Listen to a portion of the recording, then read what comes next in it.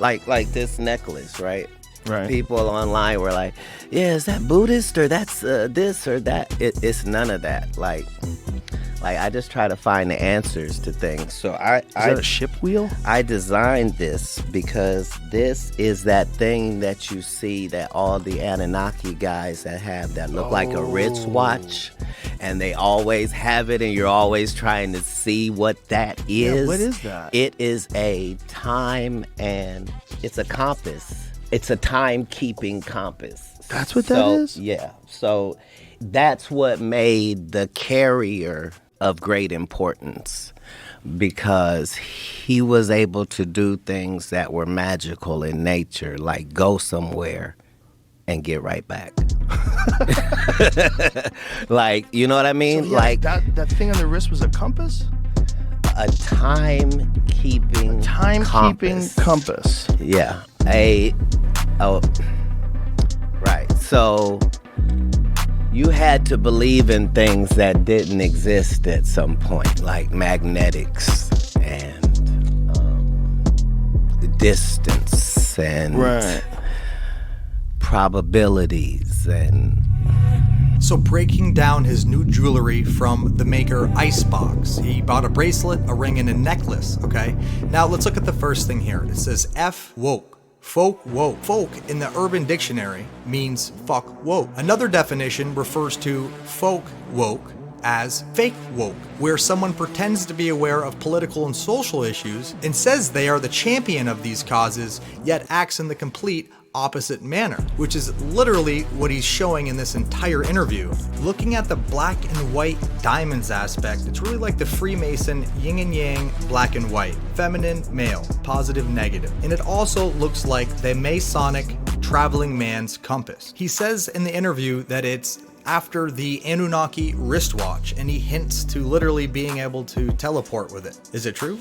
Guess we'll never know. It also resembles the Dharma chakra wheel symbol that's in Buddhism. The meaning behind this is turning of the wheel, a great revolutionary change with universal consequences brought about by an exceptional human being. Sounds like the Antichrist. It also sounds like Rococo's basilisk, which is basically an AI Antichrist, something that Elon and his girlfriend Grimes fell in love over. Initially, because it's Hinduism, Buddhism, I really thought that it was maybe not negative, but then you think about CERN and the goddess of destruction, the Hindu goddess of destruction, that they literally have been caught, there's a video of them doing satanic sacrifices on the grounds underneath that Buddhist Hindu goddess.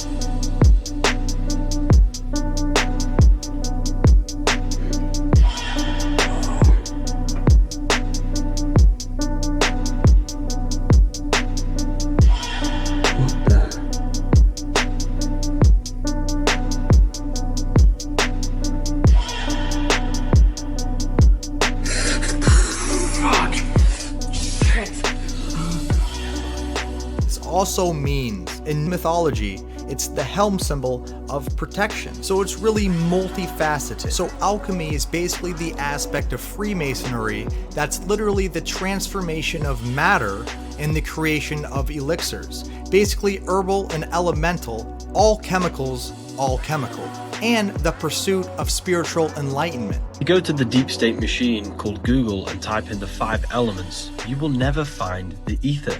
Because they decided to hide the 5th element. 5 fingers, 5 elements. 5 points on the body, 5 elements. The ether represents the middle finger. They then demonized the middle finger and considered it swearing. All of this was done to hide the 5th element. Why is it that they want to hide the ether so much? The ether is an ever-present field connecting all things. It fills every millimeter with boundless free energy, acting as a fundamental substance giving rise to all physical matter. Maybe this is why all of the ancient buildings all had antennas on, because they were harnessing free energy. The ether serves as a connecting medium between the physical plane and the astral plane, the spirit realm. This is why the word together has ether in it. Together, the two worlds join together.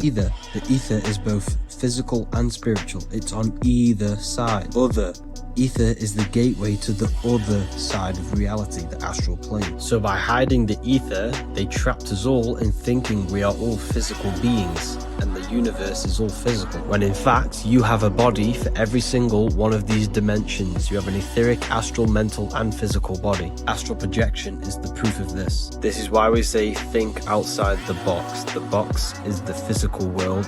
The triangle represents the ethereal plane. Joe and Katt even get into this a little by just speaking about herbs and pharmakia. Be putting medicine in America to help motherfuckers feel better and help you live better. But these motherfuckers don't give a fuck about the medicine. They out making their motherfucking money. They give you one medication supposed to fix some shit, and the side effect fuck up your leg and shit.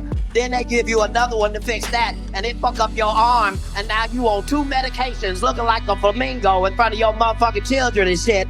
These motherfuckers don't give a fuck. Just 1 month, they say this is the best medicine ever. It'll cure everything. And then 3 months later, you hear this quiet-ass commercial. Have you or one of your loved ones been killed from using our medicine? Dial 1-800-RBAD. That's 1-800-RBAD. These motherfuckers don't give a fuck.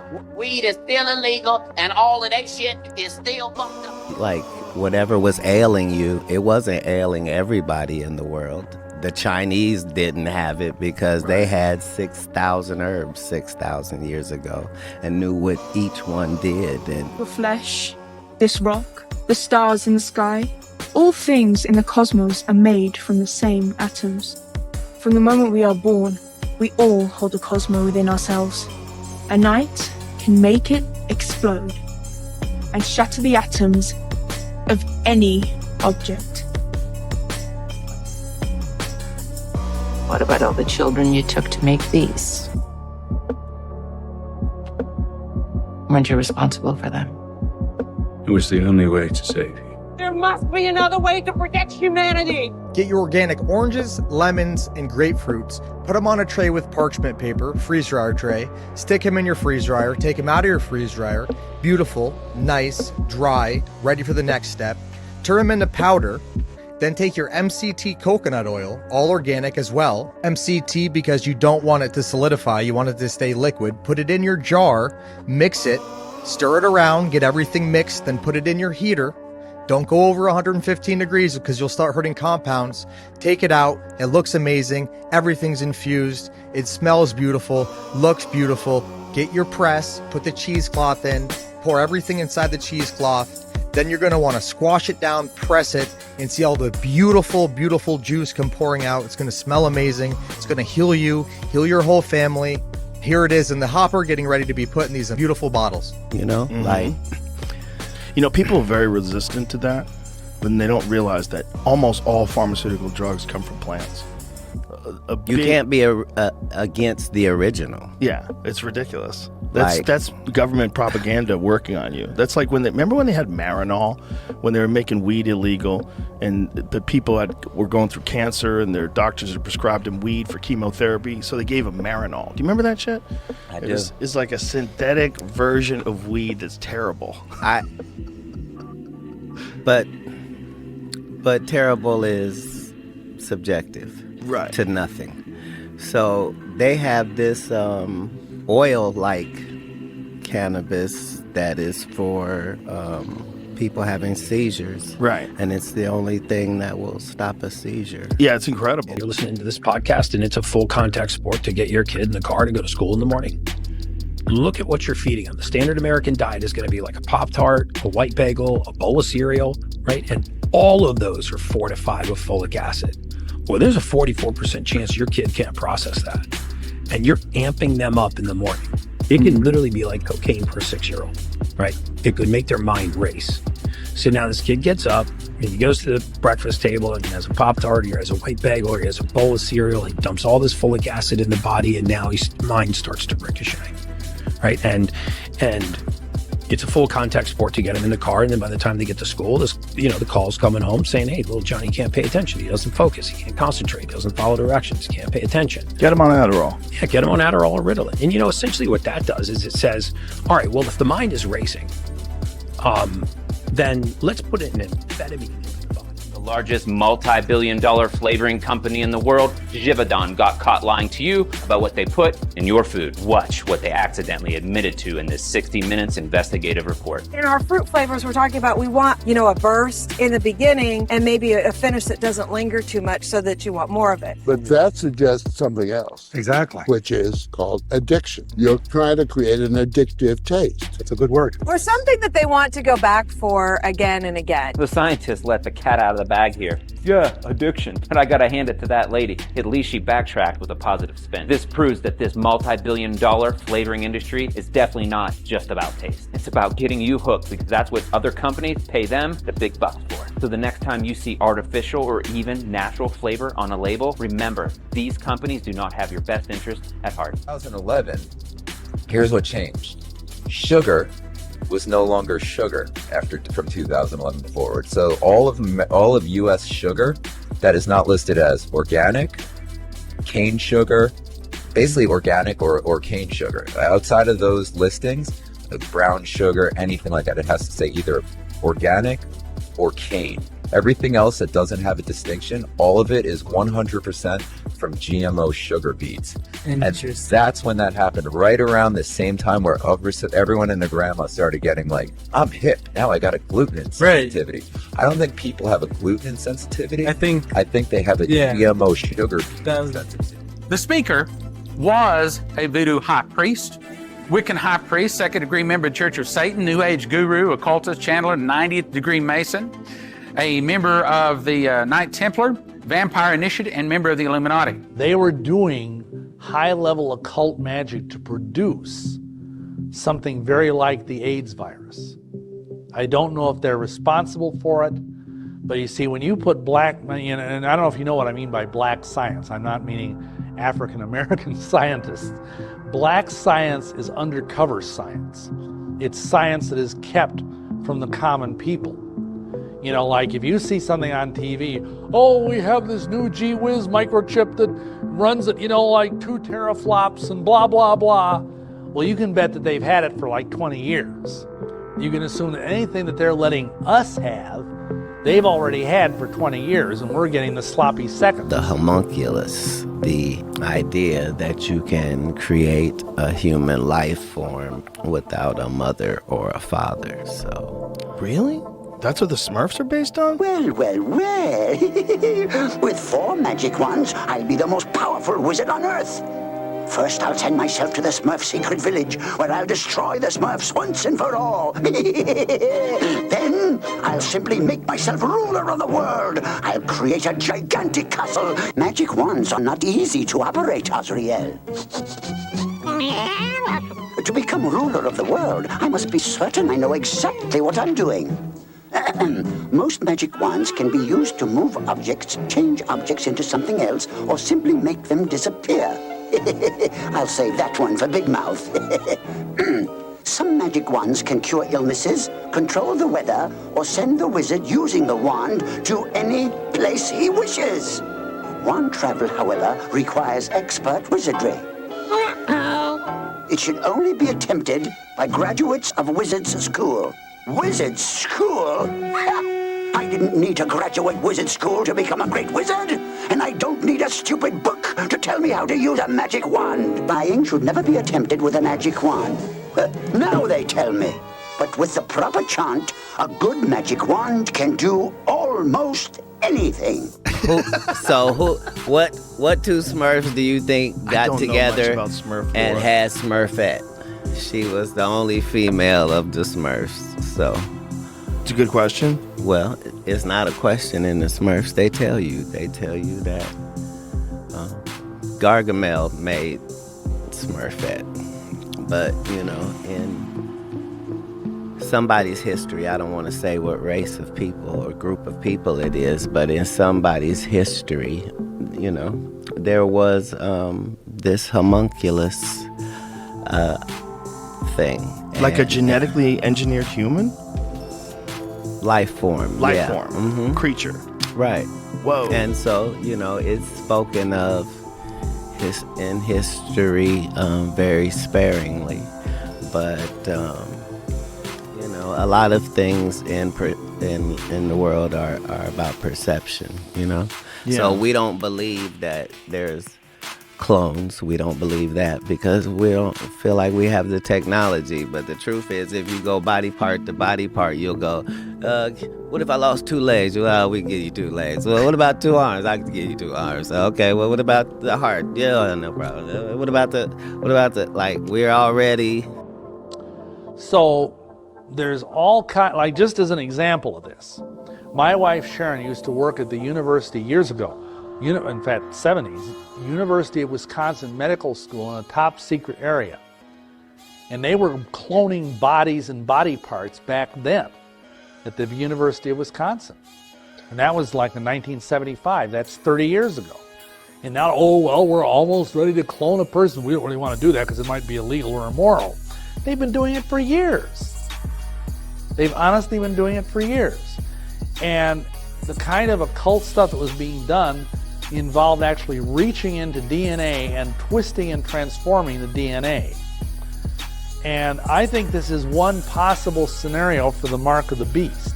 So initially, when we think about cloning, it's absolutely insane and impossible, otherwise the government would be talking about it all the time. But when we get into it, we realize a bunch of crazy things. There was a lot of speculation of them messing around with cloning in the early 1900s, and then we have ex-Freemasons and Satanists saying that in 1975, in the University of Wisconsin Medical School, there was a top secret area where they were working on cloning. He Jiankuai stunned the scientific community with the claim he pushed the boundary no one else had. A line has been crossed that should not have been crossed. It's very disturbing. It's inappropriate. Oh, this is huge. He says he genetically edited human embryos, not just for research but for implantation, leading to the world's first births of genetically altered humans, baby girls born in China from embryos designed to be resistant to HIV. For this specific case, I feel proud, actually. The tool used by He, called CRISPR, is found in labs around the world. It gives us the precise way of cutting the gene or putting a new piece of gene in. It's often used by researchers trying to treat incurable diseases. The method itself is very easy. You can use it, everybody can use it now.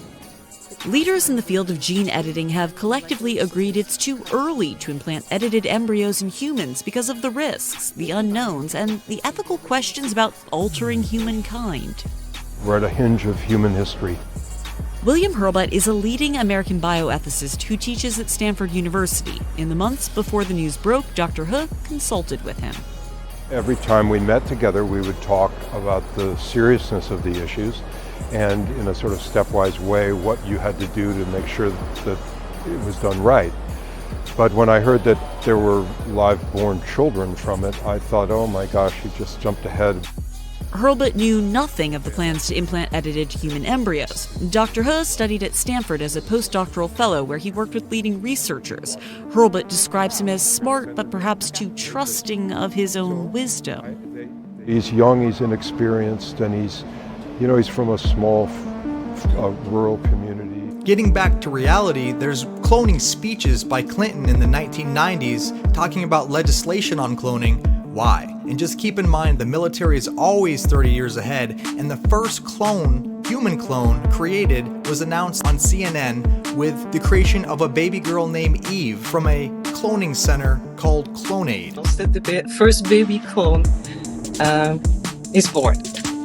She was born yesterday at 11:55 a.m. in the country where she was born.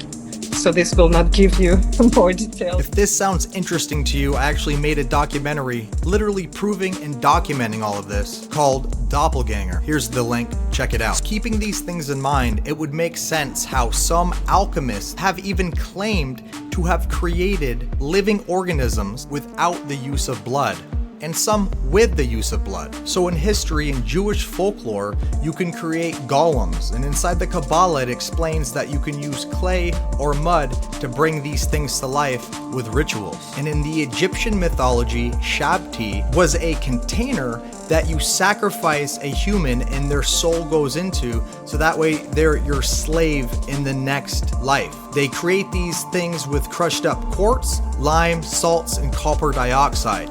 You would think that the crushed up quartz, maybe that's how they hold the soul. This is alchemy, and they would use the Book of the Dead, the magic within it, and inscriptions on the shop tea to hold the soul in and bind the soul.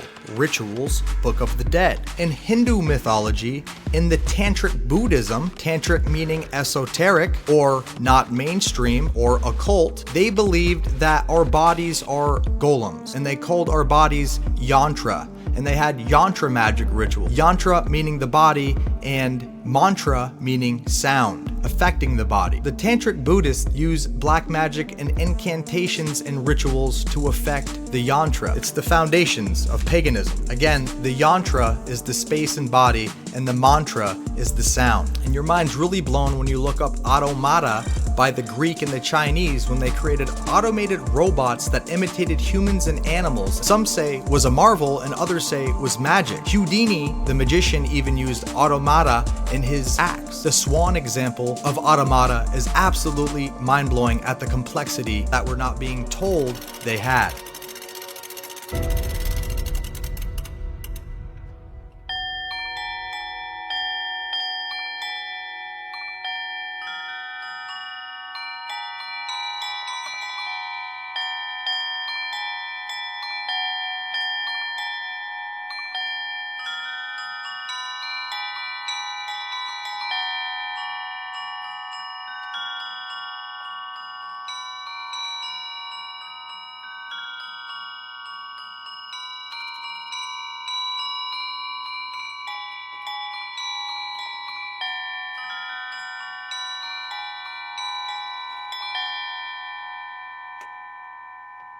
Now, what Katt mentions is something called homunculi, or people think it's homunculi.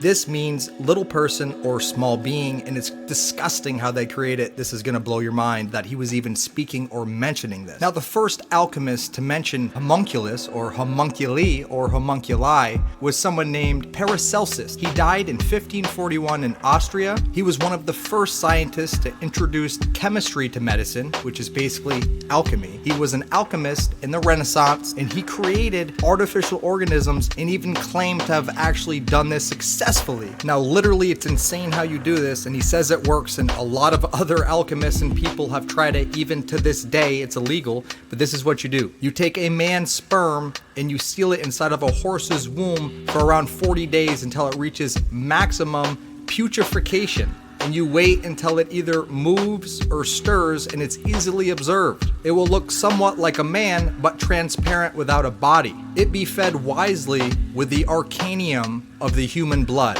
and be nourished for up to 40 weeks, and be kept in the heat of a horse's womb. A living human child grows therefrom, with all of its members like another child, which is born of a woman, but much smaller. Now, this baby little tiny mini human is said to have more powers and greater knowledge than a normal human. And a lot of people speculate that back in Tartaria, they would do this, and that's how they created the phenomenon known as Cabbage Patch Kids, literally growing humans out of the ground. And just an additional tidbit, during research on this, you can look up the man that created the chicken with his own semen on YouTube. Apparently, he's on the run from the feds. Do your own research. Now, if this homunculi, the homunculus, wasn't crazy enough, if you feed this thing menstrual blood, you actually will create a basilisk that will kill you with a single glance.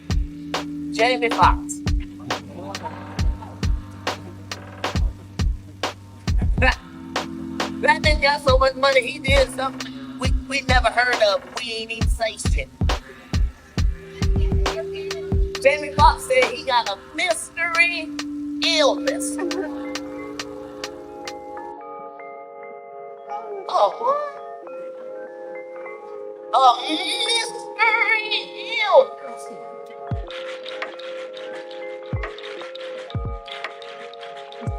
I thought we knew all the illnesses. Didn't you think we knew all the illnesses? We know all the cancers. Fuck cancer. We know 36 fucking cancers. We know AIDS, gonorrhea, syphilis. What the fuck? Don't be looking at me like mind your business. It is my business. Maybe I want to catch it too. All he did was do movies and TV right after I want to do it. Not only did he get a mystery illness, they cured it. That means you just kept giving them pills. Anything? Rocky's new video shows how they clone celebrities, specifically rappers. There's common conspiracies. Oh, Gucci Mane was cloned, Meek Mill was cloned, all these rappers are cloned, Kodak Black was cloned. Our scientists have learned how to make people. They call them synthetics. Are you familiar with those? It's a synthetic. The synthetics, when you touch their skin, it feels like plastic almost. That's the latest technique. Guys with the exact same name, exact same face, and exact same job. But they're really not related. Meet Brady Feigl and Brady Feigl. Both are 6'4". Both are minor league pitchers, one for the A's and one for the Rays. Inside Edition covered the story and had them meet for the very first time. Of course, everyone's asking the same question. Are they related? Well, both Brady Feigls took a DNA test, and it turns out they're not related, which means they're just two complete strangers with the same name, face, height, and job. What are the odds? From a spiritual standpoint, it makes me very, very nervous. Is it true? Did scientists really create a human clone? A Florida scientist who believes aliens created life on Earth says she made the world's first human clone. The baby girl called Eve was born yesterday in Hollywood, Florida.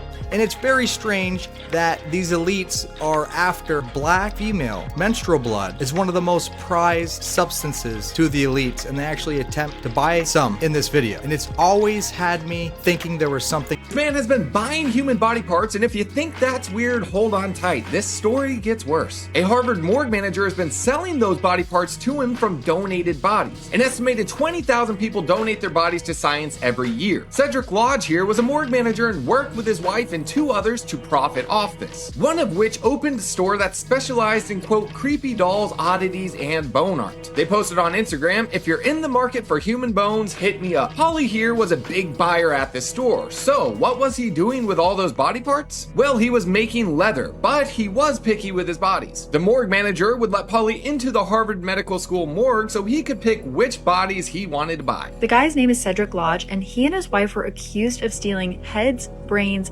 bones, skin, and other remains and taking them to their home in New Hampshire. And from that point, he would put them up online to sell them. Who do you think the buyer would be for these remains? Maybe it's for life-saving procedures or underground research? It's so bad. It's so bad. They were selling them to oddity shops who were bedazzling them and selling them on the internet. One of these stores was run by Katrina McLean. She runs Katt's Creepy Creations, and she was already being investigated by the FBI earlier this year for doing this. The official report said that the morgue director would let her come into the morgue and pick which person she wanted remains from, and then she would flip them and sell them at flea markets. This is just a nice reminder that there's no such thing as the ethical sourcing of human remains.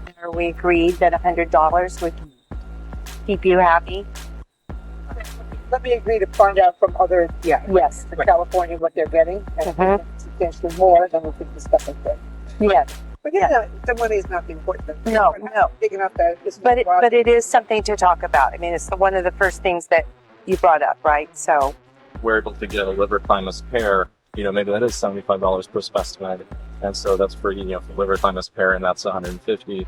Versus if we can get liver thymus, brain hemisphere, and all that, then and so that protects us so that we're not paying for what we can't use. Let me just figure out what others are getting at. If this is in the ballpark, then that's fine. If it's still low, then you can go try that. Well, maybe we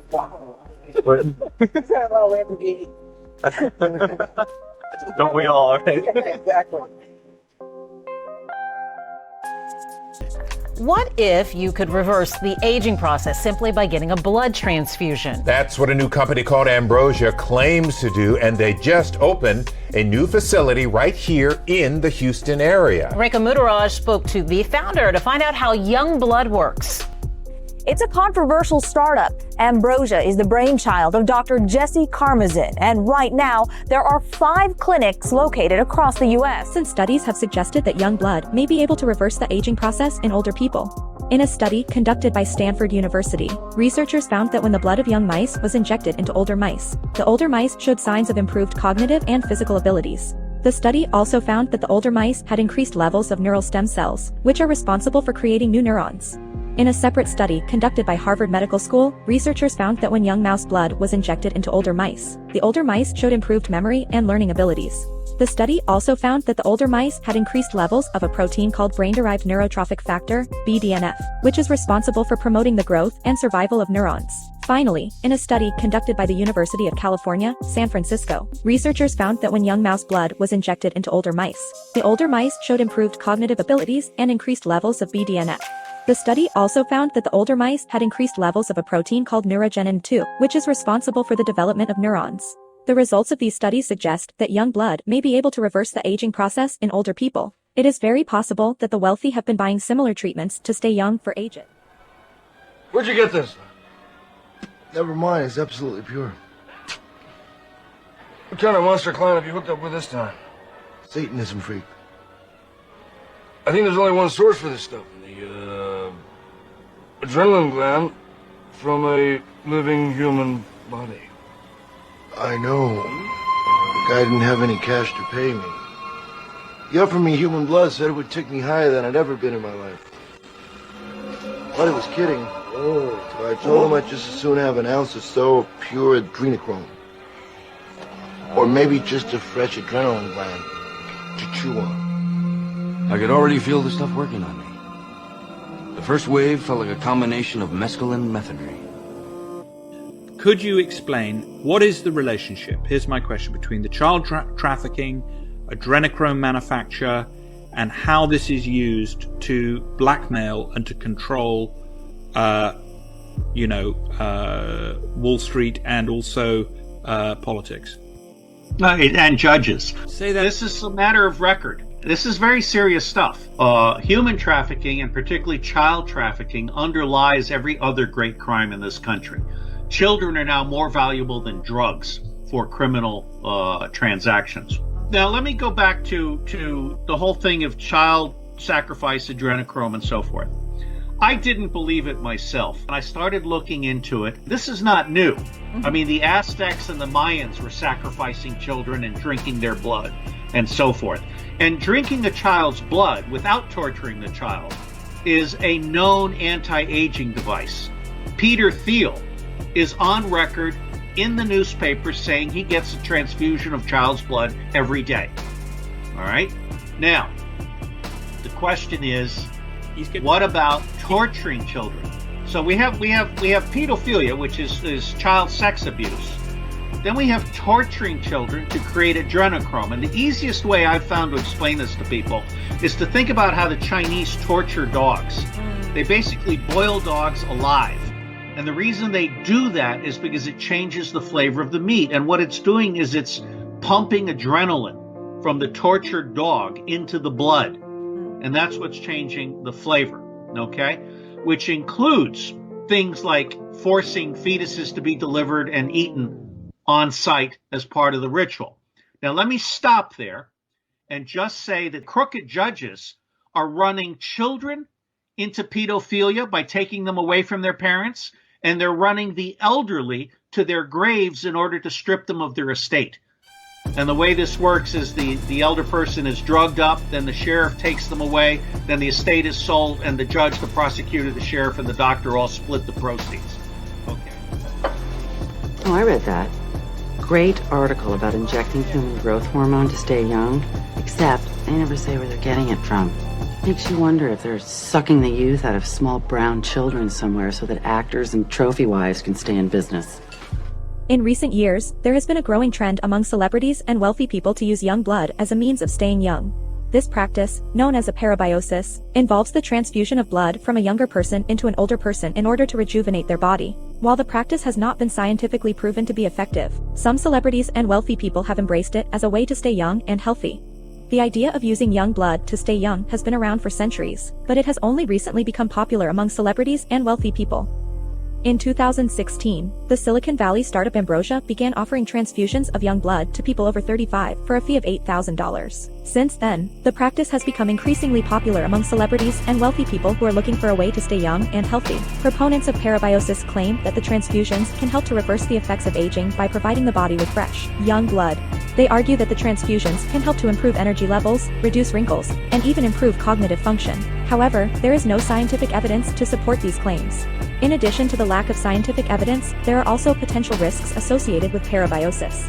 These include the risk of infection from the transfusion, as well as the potential for an adverse reaction to the blood. Furthermore, there is no guarantee that the transfusions will be effective in reversing the effects of aging.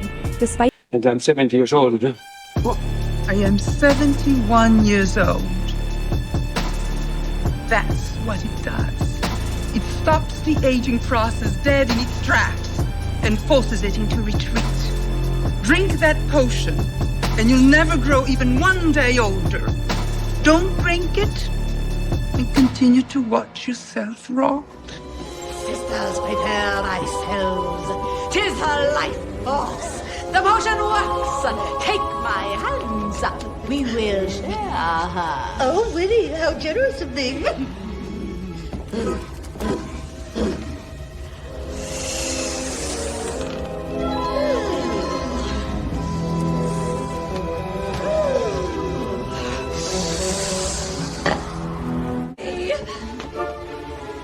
We're young. Well, younger. Let's brew another batch. You hag! There are not enough children in the world to make thee young and beautiful.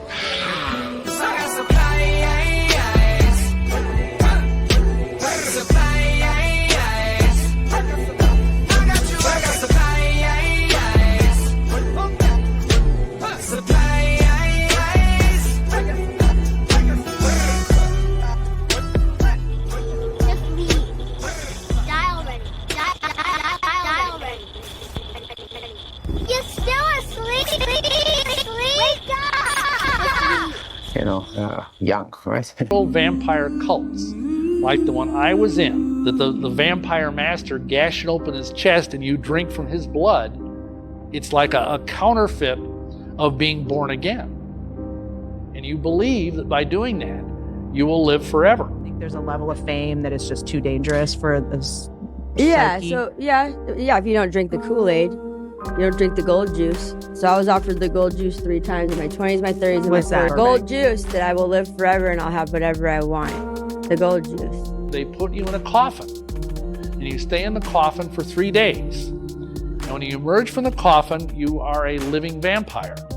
And they believe that when they die, whenever they die, it could be years, that they will rise again as an immortal undead. People that practice vampirism in whatever form, they're drinking blood through their mouth. This doesn't mean you can't have a blood transfusion. This is talking about a ritual act. You have the whole blood drinking ceremony of the satanic world. Yes, we do consume each other's blood on occasion for ritual purposes. It's also the use of children for harvesting body organs. And then you have ritual ceremonies and ritual murder, as well as incidental murder. Oprah's favorite, Fountain of Youth. How come it's red? Cells from baby foreskin. The young blood from teenagers. Most of the pagan cultures surrounding Israel had some sort of cultic blood-drinking ritual. There was a little baby on an altar. They slit his throat. They were drinking its blood. Believe their gods lived on blood. Realize that in order to be a fallen angel, you must drink human blood. How many of you knew that? That's what makes an angel fall. In order to be able to function sexually, they have to drink human blood. Satan, who himself is a fallen cherub, whispering in their ear, drink human blood, and it will give you the power to fulfill your dark desires. And so the angel drinks human blood, and just like that, his celestial nature, like that, becomes totally dark, totally twisted, totally evil. He also loses all of his angelic powers, but he still has his angelic intellect. You don't believe the phone calls I get about people who are being attacked by vampires. Vampires come to them in their sleep and are draining their blood, usually women. I tell them, hey, St. Paul says in Corinthians that women should have a covering on their head for the sake of the angels. They find you ladies incredibly attractive. A lot of these people that are being visited by vampires are being visited by fallen angels. I tell women, try going to bed with a nightcap. Immediately, these visitations stop. I've been known to say that demons are the ultimate venereal disease. Well, in the same way, you can pick up demons just as readily through practicing vampirism. You're going to open up a door. This is how it works. Ours is a simple, comprehensive hypothesis that wasn't based upon chance. We actually derived our hypotheses from very careful observation that had been made by Humphrey Osmond and John Smithies and myself. Dr. Hoffman Osmond originally hypothesized that there was a substance that was capable, that was found in schizophrenics, that could distort their reality and affect their brain. And they then isolated something called adrenochrome. If you had the right genes, if you had the right genetic structure, now there's evidence for that, which would allow the conversion of too much adrenaline to adrenochrome, which was a hallucinogen in the brain, that if this happened, that this would act on the brain as if they had taken LSD, and they would then become psychotic. With adrenochrome, your legs seem a very long way down. Your clothes may become uncomfortable, and particularly if you're convinced that something is wrong, almost intolerable. Small distortions can be even more frightening than large ones, because you can't be sure that they are distortions. And as tension mounts, so does one's uncertainty. To offset the effects of adrenochrome, we turn to the cheapest, safest, and most easily available substance, niacin, vitamin B. We now, by that time, knew that niacin might protect the cell against the effect of adrenochrome. So I decided that we would try niacin. It's 37 years since I was ill. I have recovered completely. I always think of my recovery as taking place in about 3 weeks, or 19 days to be exact. My own part in it was overdosing on sugar. It became mandatory for all my patients that they would all go on to niacin. I used drugs too. The vitamin didn't work fast enough and the drugs did, so the best solution was to combine them. If you drink someone else's blood, you're getting all the evil spirits that are in their soul coming into you, and vice versa. These people are compulsive. They're addicted to it. There's many names. Regenix, Resal, Nectar. There are various levels of usefulness and quality, but this is the most pure and most valuable solution made by the House of Brassics. It comes from people. Each unit is refined from approximately 100 human beings. Your planet is a farm. Families like mine supply an ever-increasing demand for more time, unlike butchering a herd of cattle. Blood is very addictive. It's worse than heroin. Incorruptibles are saints that, as a virtue of their great sanctity, quote unquote, their bodies are perfectly preserved after hundreds of years. There are many of them throughout Europe, and they're like in glass, coffins in front of a church, and you can go up there and you can see them.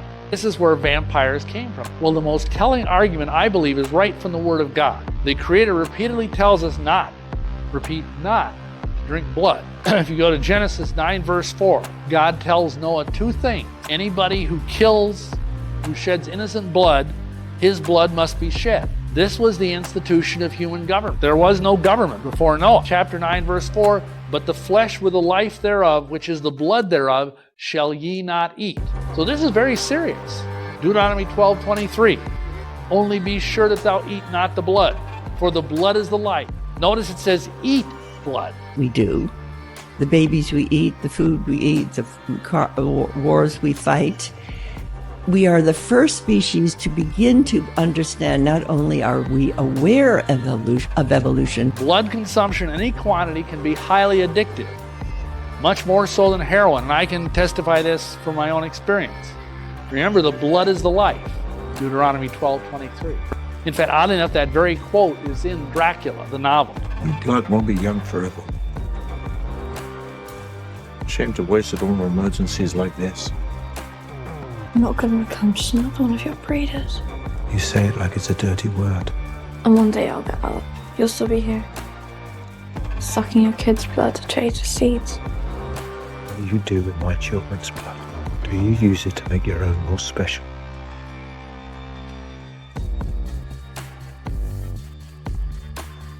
And we know the mechanism by which this will be released, and that is inside of these shots that people already received, inside the lipid nanoparticles, the hydrogel, there exists pathogens inside of the particles that have not yet opened.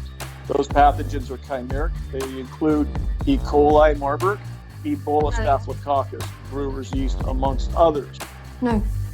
Keep playing. We know that upon the broadcast from the 5G system that is now employed across the United States and the world for that matter.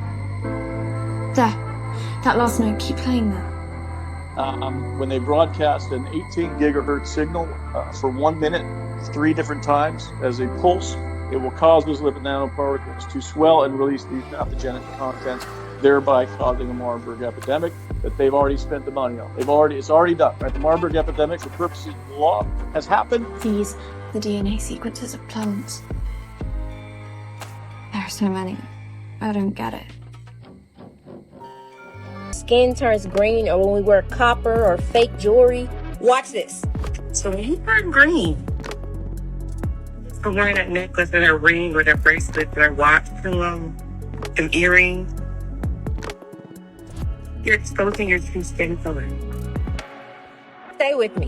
Melanin in plants go through the same photosynthesis. We absorb the sun the same as plants do. The only difference we have with plants is that they have magnesium and we have iron. Now we know that our bodies are made up of a lot of water, almost 80%, 75. A lot of oxygen. What color does iron take when it's in water?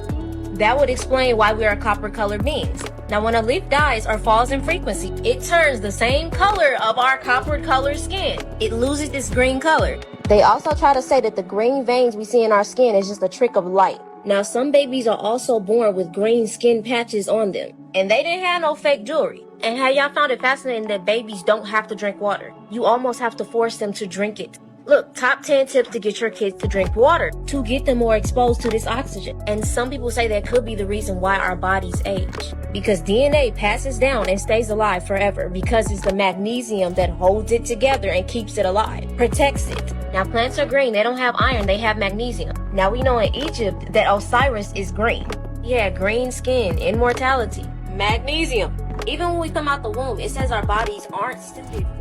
Now, just a few more notable Freemason alchemists that attempted this. There was Geber ibn Hayyan, which was the first alchemist to translate emerald tablets from Greek to Arabic in the 8th century. He was an alchemist Freemason and was said to have participated in creating homunculus or homunculi. Then there was Albertus Magnus, Saint Albertus. He was a bishop, a friar, a philosopher, and an alchemist, literally one of the most famous alchemists. He supposedly even had a philosopher's stone that was said to be able to turn things into gold, and apparently he created a homunculi as his servant. And then there was Empedocles, who did this a different way. He was a necromancer. He wanted to create clones from the dead. He was a poet and he joined the cult of pantheism, and he was kicked out when they thought he was plagiarizing. He then found a woman that was dead and kept her for 30 days, and he brought her back to life to prove himself to the cult. He said that he could get non-living matter to rise through natural processes, alchemy. And that's exactly what Katt was talking about in the Joe Rogan interview when he was talking about free will and jumping into a volcano. That's part of the benefits of free will, is you really can jump into a volcano, dude. It's all a circle, just like Katt says. It's all connected. Got breaking news. We are witnessing history, a moment the ramifications of which simply cannot be overstated. A first contact with the undersea nation of Atlantis. An entire civilization hidden for thousands of years about to be revealed.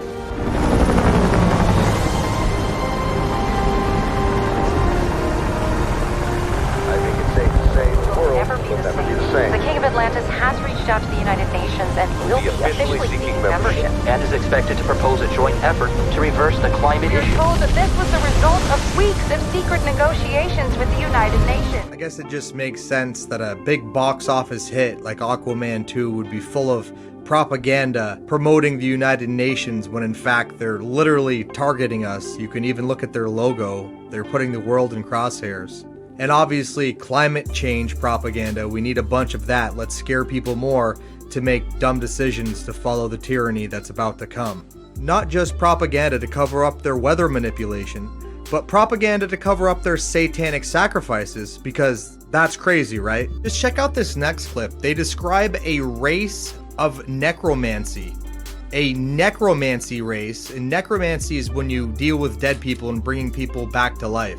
So they basically have this race that literally they say uses dark blood magic to change everybody into a skeleton undead race. And the place is called Neck Race. That's the town, that's the city. And it's green. It's all like necromancy, even in video games. This place is the lost city that was stricken from all chronicles.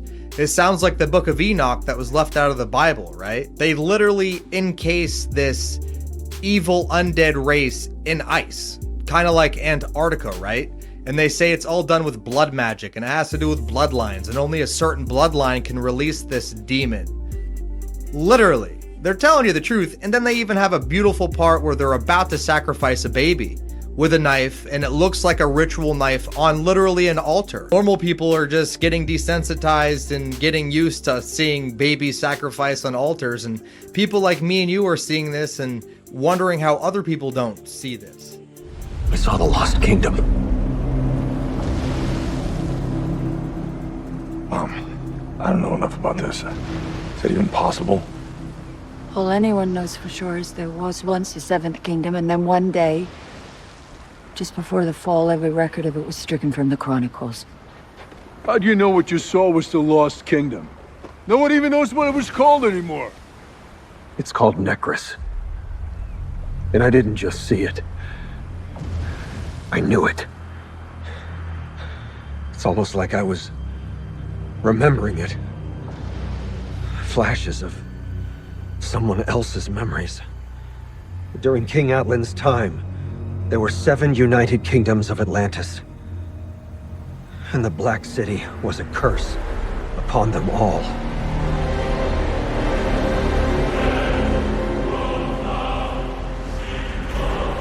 By exploiting orichalcum, Necros rapidly became a superpower unlike any other. But it came at a terrible price. Poisoning the land, the sea, even the mind of the tyrant who ruled Necros. Atlan's own brother, Cordax. Atlan pleaded with him to stop using it before the world was irrevocably damaged. However, Cordax resented Atlan, thinking his own brother was trying to steal his power. So he resorted to dark magic and crafted an instrument of evil. That Black Trident.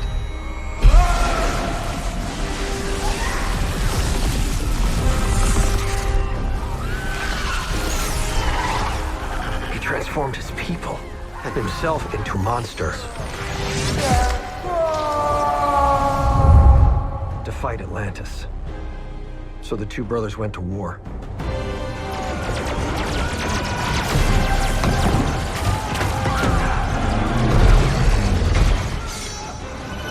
But Atlan defeated Cordax and imprisoned him and all of Necros with a spell cast with his own blood. Sure that Cordax's dark power would never be found.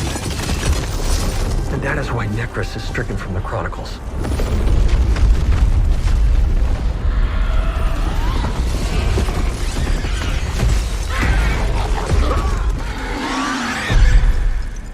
This evil was supposed to remain frozen for eternity. But David Kane has found it. And it's slowly possessing him. But even with the ice cap melting, Cordax still can't be freed. Atlan used blood magic to seal Cordax in his prison. Only Atlan himself could release him. Manta doesn't need Atlan himself. Manta needs Atlan's blood. Blood magic isn't really magic, it's DNA. The key to Cordax's prison is the royal bloodline itself. That means he needs blood from either you, me, or Arthur. We're the end of the bloodline. No, we're not. Wildfires would have made headlines across the world, but now they're almost a weekly occurrence. We're witnessing unprecedented weather events across the globe, and meteorologists are at a loss to explain this rapid change in climate. From sweltering heat waves and droughts, which are shattering temperature records, to torrential rains and flooding. Hurricane Ingrid is bearing down on the...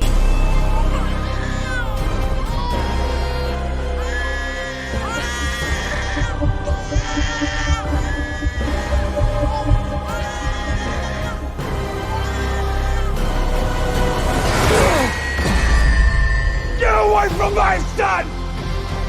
Your blood will do just fine.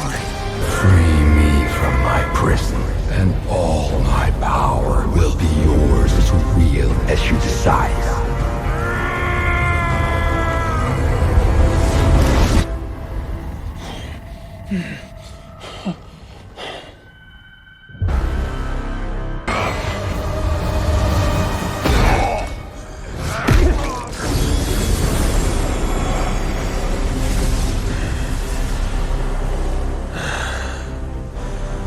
By Atlan's blood, this magic is broken.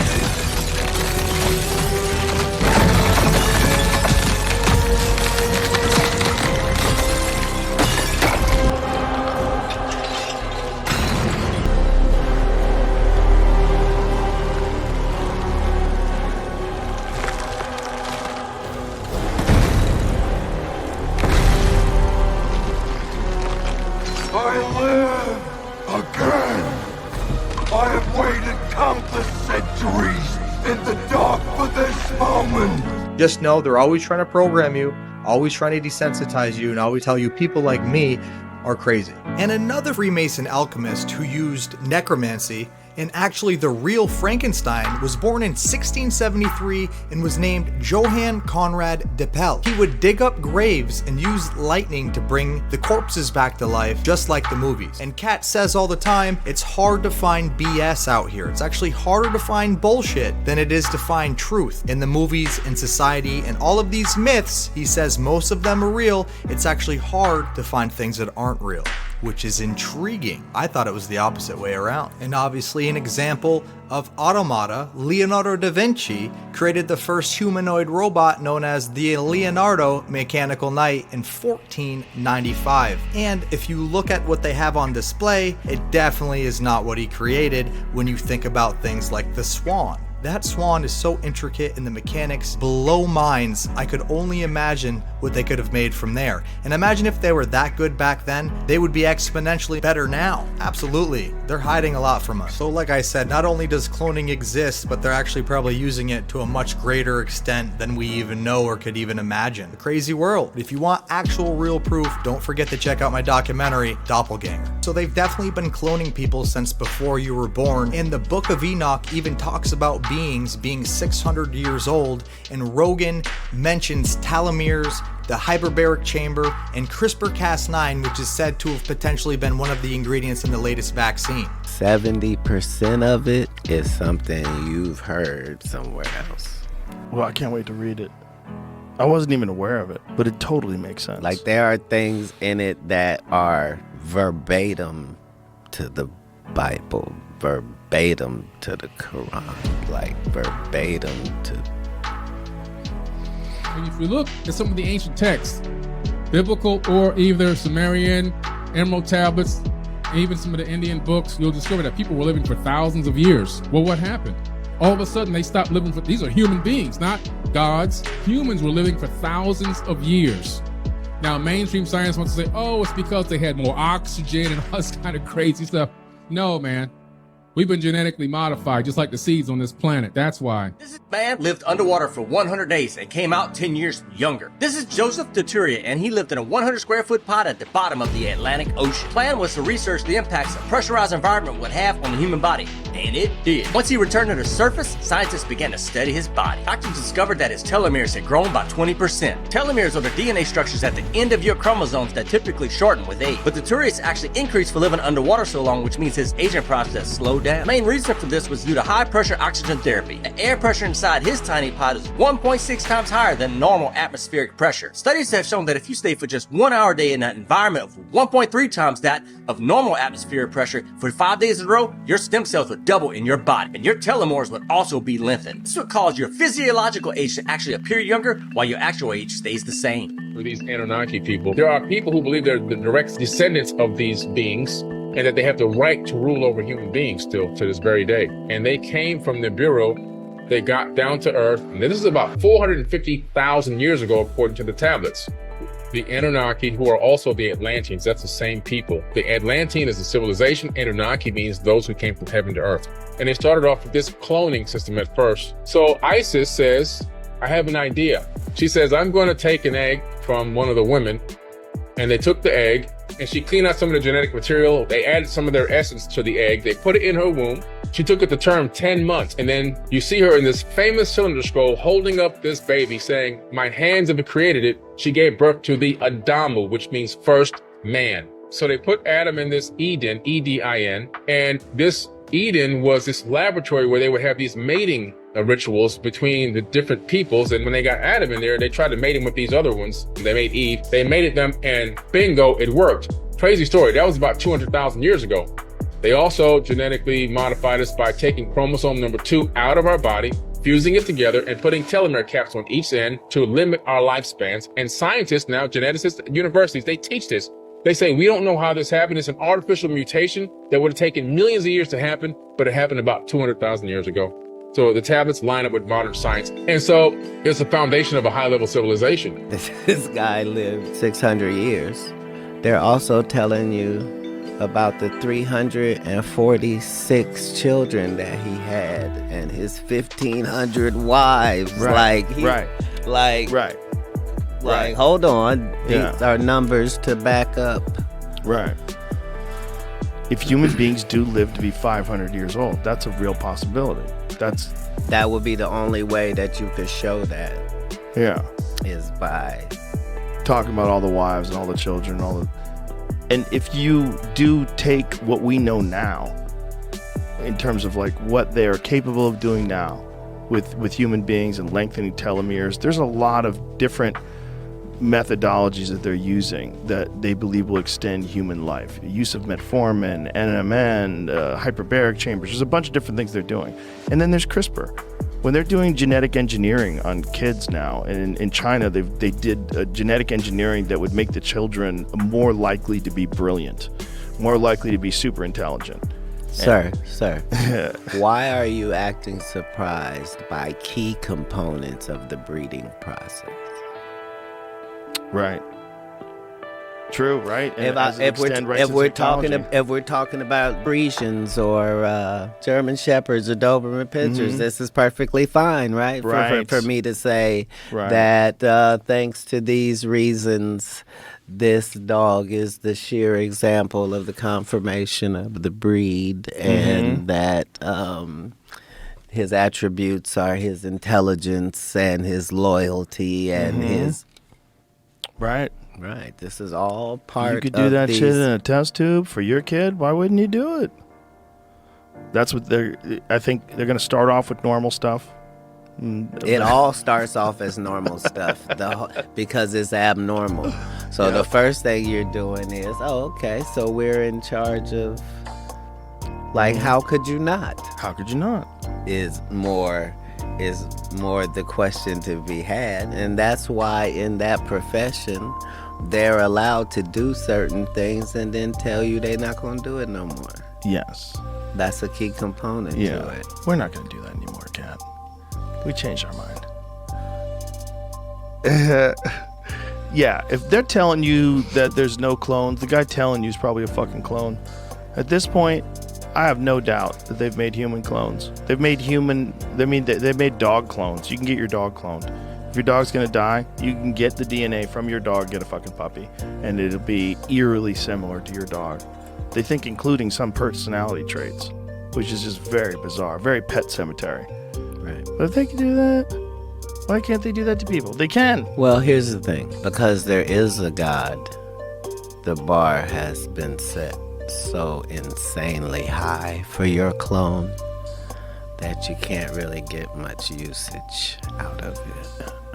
Well, if there is a God and you have a clone, the clone doesn't have a soul because you don't have a soul to give that clone. That's or a personality, right. or certain things like a subconscious. Right. Like that's not available on the market. Lungs are, heart is, arms are. Right. But subconscious, we still don't have the understanding of that, or how we're able to be as brilliant as we are in this world while only using a portion of the though there are those of us that know what the pineal gland, what medicine says it's for, and what that would mean. I wanted to understand if there was a bridge between that world where there are infinite number of dimensions and this three-dimensional world that we live in. My interest in explaining this mystical science of the pineal gland is really thinking of the pineal gland as the brain's radio receiver. And it can only be activated through a certain process.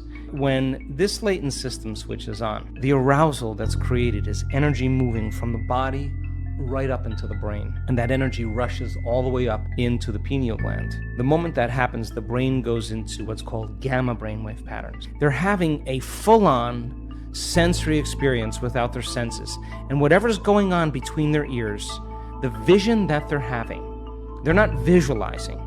It's happening to them, and the person now is literally in a whole nother world. They're in another dimension. That's why the pineal gland is called the third eye, because it's a profound vision. Once the autonomic nervous system switches on and it goes into gamma brainwave patterns, that radio receiver has tiny little calcite crystals, stacked rhombohedrons that are on top of each other.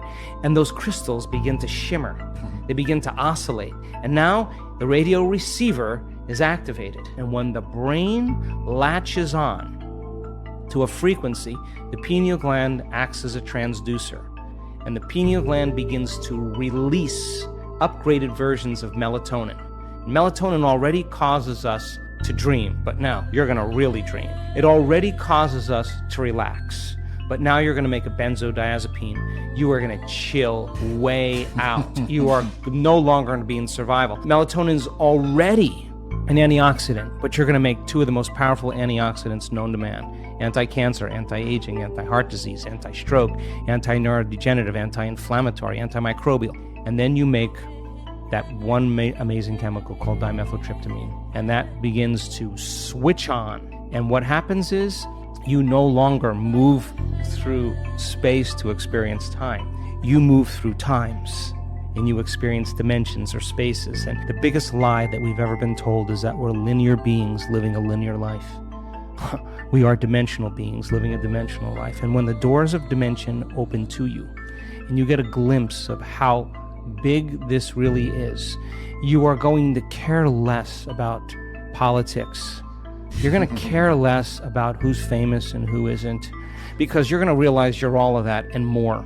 We have people that have switched this system, this latent system on, and they have a greater understanding of who they really There are. exists a mysterious and wonderful connection between human DNA, pine cones, pine trees, the pineal gland, and light. Us humans not only share some of our DNA in common with pine trees, but some species of pine trees have been identified as the largest genome to be sequenced. Where the human genome has 3 billion base pairs, a pine species has been shown as having 22 billion base pairs, which means a pine species has more than 7 times the amount of genetic material. These pairs form sequences called genes that then direct the cells to make proteins. Indigenous peoples have used pine needles and pine bark for at least hundreds of years, and many people around the world continue to use and research the pines. Powerful beneficial compounds found within both needles and bark are why the indigenous have used these in the winter to support respiratory and immune function. The pine bark is what the Iroquois gave to Jacques Cartier's critically ill crew back in 1536 to provide the vitamin C that they needed at that time. Pine bark also contains compounds called oligomeric proanthocyanidin compounds that function as powerful free radical scavengers.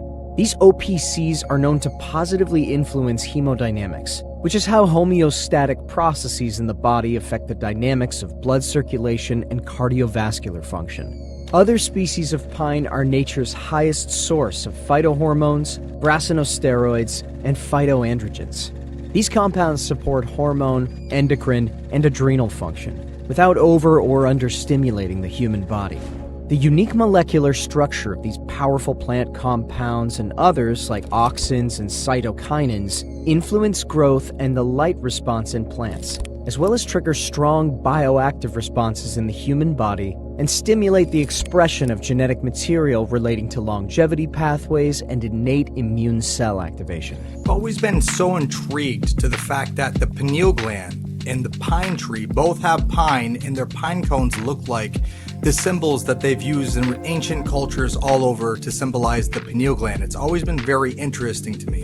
Even more interesting, all the doctors suggesting vaccine damages being healed by the pine needle tea and having it actually work with our product we created. It's absolutely amazing and even more mind-blowing. I feel like the pine tree is still underestimated, and there's still even more to discover with the pine tree. It's an amazing tree, it's an amazing plant. We know it works for sure because we have doctors who actually suggest our product, Super Serum and Cheeky, derived from the eastern white pine, and that's one of the only pines that's actually edible. So be very careful when you're going out looking for pines for yourself to eat. Make sure you're getting the right stuff that's not going to make you sick. All of these things point to us being able to literally engineer and control this specific vehicle, our bodies, our avatars. Now, if you look up the 2045 initiative, the Avatar Project, this is very real. The 2045.com international social network for open innovation is expanding. Here, anyone interested may propose a project, take part in working on it, or fund it, or both. In the network, there are scientists, scholars, researchers, financiers, and managers. 2013 to 2014. New centers working on cybernetic technologies for the development of radical life extension rise. The race for immortality starts. 2015 to 2020. The Avatar is created. A robotic human copy controlled by thought via brain-computer interface. It becomes as popular as a car. In Russia and in the world appear, in testing mode, several breakthrough projects. Android robots to replace people in manufacturing tasks. Android robot servants for every home. Thought-controlled avatars to provide telepresence in any place of the world and abolish the need for business trips. Flying cars. Thought-driven mobile communications built into the body or sprayed onto the skin. 2020 to 2025. An autonomous system providing life support for the brain and allowing it interaction with the environment is created. The brain is transplanted into an Avatar B. With Avatar B, man receives new, expanded life. 2025. The new generation of avatars provides complete transmission of sensations from all 5 sensory robot organs to the operator. 2030 to 2035. Rebrain. The colossal project of brain reverse engineering is implemented. World science comes very close to understanding the principles of consciousness. 2035. The first successful attempt to transfer one's personality to an alternative carrier. The epoch of cybernetic immortality begins. 2040 to 2050. Bodies made of nanorobots that can take any shape arise alongside hologram bodies. 2045 to 2050. Drastic changes in social structure and in scientific and technological development. All the prerequisites for space expansion are established. For the man of the future, war and violence are unacceptable. The main priority of his development is spiritual self-improvement. A new era dawns. The era of neo-humanity. And they can actually copy your consciousness and put it into a body, which is rumored to have been what the pyramids were actually used for, consciousness transfer. And I was always curious, how can you copy a consciousness or transfer it just by copying the physical data of the mind? It doesn't make sense. How do you copy the essence of the soul? And the answer is they never do, because they do not know how to copy the subconscious. It's only the conscious mind. Freedom. You understand me? The wackiest theory that I've ever heard. And the first time I actually heard it, I heard it from Eddy Griffin. And I thought he was just having fun. You know, he's saying the pyramids were made with sound. Yeah. We live in a three-dimensional motherfucking plane. Life is on the third planet from the sun, not the second. Ain't nobody laying down on a piece of paper looking at each other. There's only three major motherfucking elements. Air, land, which is your flesh, water, which is your blood. You understand me? On this one here, nigga, I'm telling everything. I don't give a fuck. I expect my phone to be bugged after this motherfucker. Tell me Einstein was a genius. I don't believe Einstein was a genius. I believe he was a crazy little Jewish dude with some fucked up hair looking at rocks talking about he time traveled. Because he left one small detail out of his equation. Spirit. Or as in the Asian philosophy, they call it chi. Chikon. A little motherfucking have a spirit as vast as the universe. A big motherfucking have a spirit the size of a grain of corn. I'ma dominate his big bitch ass every time. So the real equation is E equals MP squared times the speed of darkness. Marinate on that for a minute. MP would be metaphysical, the unweighable. Times the speed of darkness, because another lie taught us in school, nothing travels faster than the speed of light. You ever heard of a black hole in space that light can't escape? Must be moving faster than light if light can't get the fuck up out of there. Even God said, out of eternal darkness, let there be light. So what color is God? Black.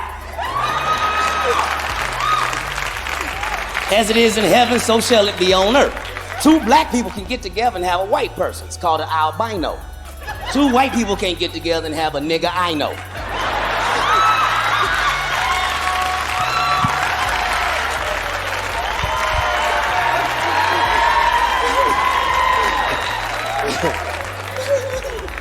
I believe in God, man. I don't believe in religion. I think religion is fucked up. I believe God wrote his word in your essence. You understand me? That's the genius of my father. It's written in your essence. Nobody ever had to tell you it's wrong to kill your mama. Somehow you innately know that. So you born knowing right and wrong, nigga. Then you got this book that'll fuck your head up, nigga. Because I sit there and read the motherfucker over and over again, and some of the stories don't hold water, nigga. How the fuck you gonna tell me Adam and Eve was the only two people, and then they had children? What'd he do, fuck his daughter? How the fuck the rest of us get here? Incestual motherfucker, you freak. I can hear some Christian minds in here. He going to hell. Because Christians can't wait to send somebody to hell. You going to hell. I'm made in God's image. If I have a sense of humor, that means my father has a sense of humor. God probably up there cracking up right now. He probably up there, hey, Jesus, come here. That crazy nigga I made his own. Oh, don't get mad, nigga. That shit was funny. That shit was funny. I don't believe Jesus died on the cross. This is God's son. He could walk on water, feed 1,000 with a loaf of bread. How the fuck 3 nails killed this nigga? I know niggas with 9 bullet wounds still walking around. Think about it. Think. It ain't illegal yet. Think. Don't just read shit and just believe it. Yeah, that's the truth. It's in the book that the white man gave me, and now I don't have a country.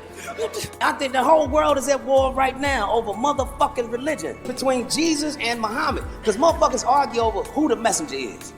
The Christians say Jesus is the messenger. The Muslims say Muhammad is the messenger. Both of them brothers said, do not praise me, praise he who sent me. Who gives a fuck who the messenger is? Did you get the message? They got the same goddamn message. Did you get the message? Islam is not conducive to Wall Street. You're not gonna sell no Nikes because they wear their own shit. You ain't gonna sell no Maybelline because them bitches got veils on.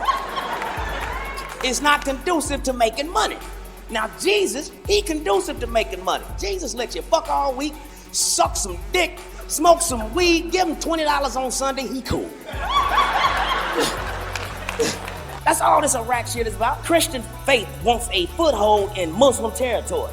Why? Because Christianity is conducive to Wall Street. So the war is really about religion. You understand me? So don't be mad at white people, they're your children. You know what I mean? They starting to come of age. They growing asses now. Keep a beat, nigga. You know what I mean? They was just little crazy kids. We had so many of them in Africa, we ran them out because they looked different. So the shit started with us. We fucked up. We got rid of our kids. Said, you motherfuckers look strange. Get the fuck out. And they went to the Caucasus Mountains of Europe. Thus the name Caucasian. And what happens when you put a kid up for adoption? When they get old enough, they come and find their biological parents. Didn't them motherfuckers come and find us? You gotta ask a simple question. Just always flip the script. What if up is down and down is up? What if you look down into space standing up on Earth? This is how we built the pyramids. And it's built into the ground in the same specs. It's not really a pyramid, it's a diamond. It is now topped off by quartz, and at the bottom is topped off by quartz. When moonlight comes through, it refracts off of the quartz in the bottom, the first refracting laser, illuminating the night sky, which is why they called Pharaoh God, because he could turn night into day. Thus the all-seeing eye on your dollar bill above the pyramid. Because the only part of the human body made out of quartz is a human eye. When it dries out, it's small granules of quartz. That's why light transfers through it. Holla at your boy.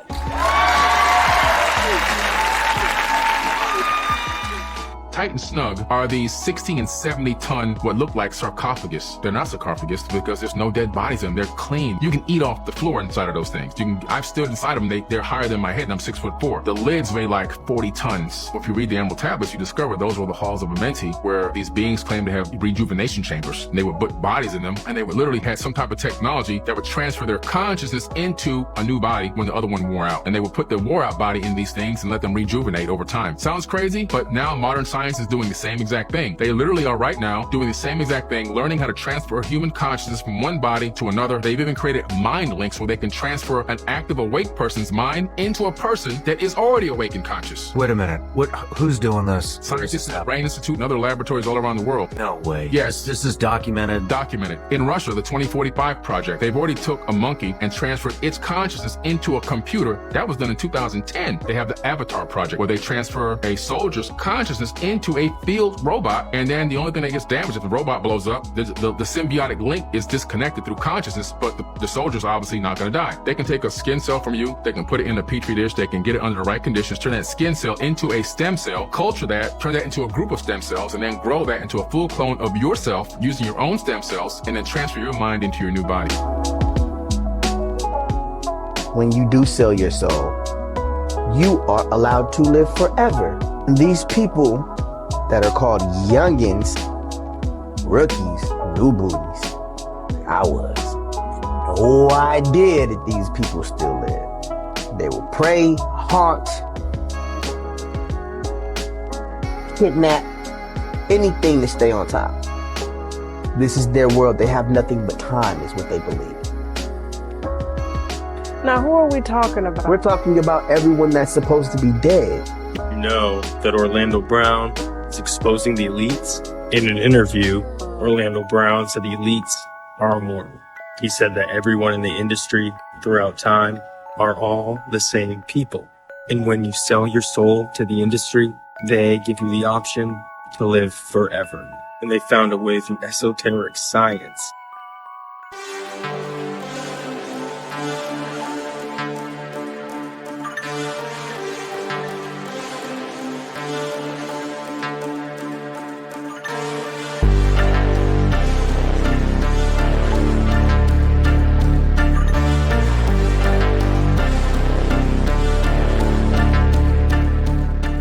Says if you open your eyes and walk down Hollywood, you can see the people that are on the Hollywood stars are the same people in the Egyptian theater, and those are the same people the city was named after.